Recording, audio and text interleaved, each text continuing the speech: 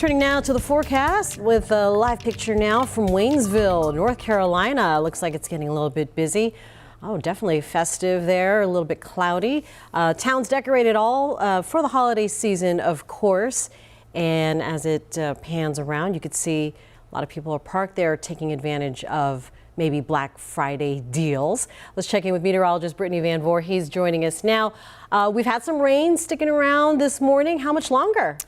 Pretty much wrapping up kind of now, Jane. I would say I'd keep it a 20% chance of rain in for maybe about 2 more hours, and then we're mostly dry.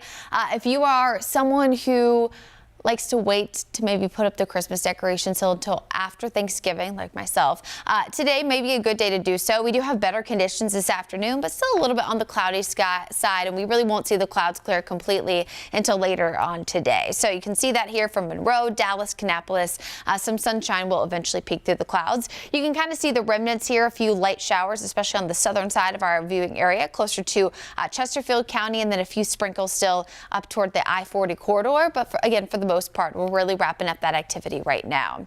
So if you're traveling across the Carolinas today, maybe trying to get home to that destination, you're looking pretty good. Again, most of that rain we had this morning eventually becoming partly sunny with high temperatures reaching about 64 degrees or so. So our average high for this time of year sits right around 60. We have warmed back up from kind of those colder temperatures mid-November, and now we're on more of a pattern here where we'll see more consistent sunshine and better temperatures and less rainfall. So here's Futurecast as we go throughout the day. Again, you can see the clearing, some high clouds left over on the southern side of the Queen City, but notice still a decent amount of cloud cover, at least for the next few hours up toward the mountains. You noticed earlier how the wind was a bit breezy and was kind of blowing that snow that they're making at Beech Mountain. That's very, very typical, especially with the fresh snow that comes out of the machine. Teeny tiny little ice crystals are very easy to get blown around. But again, look at that clearing as we get toward the second half here of your Friday and eventually heading into the weekend.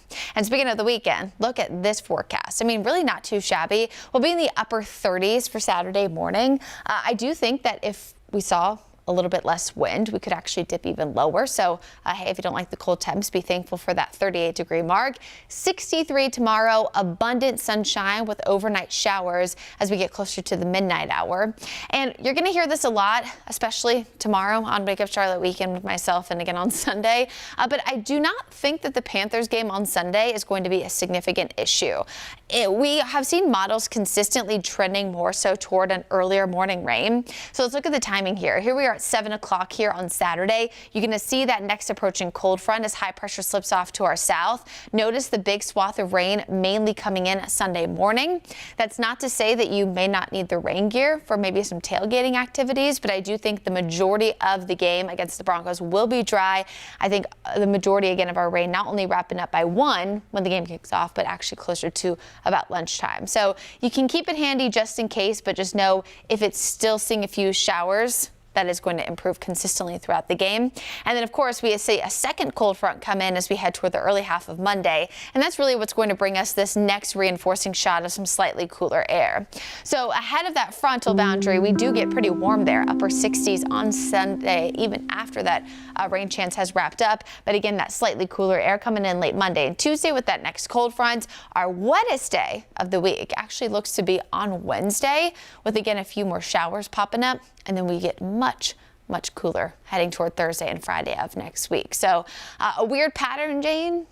Dry rain, yeah, dry rain. But hey, we'll take it, right, if we get those warmer temperatures too. It's like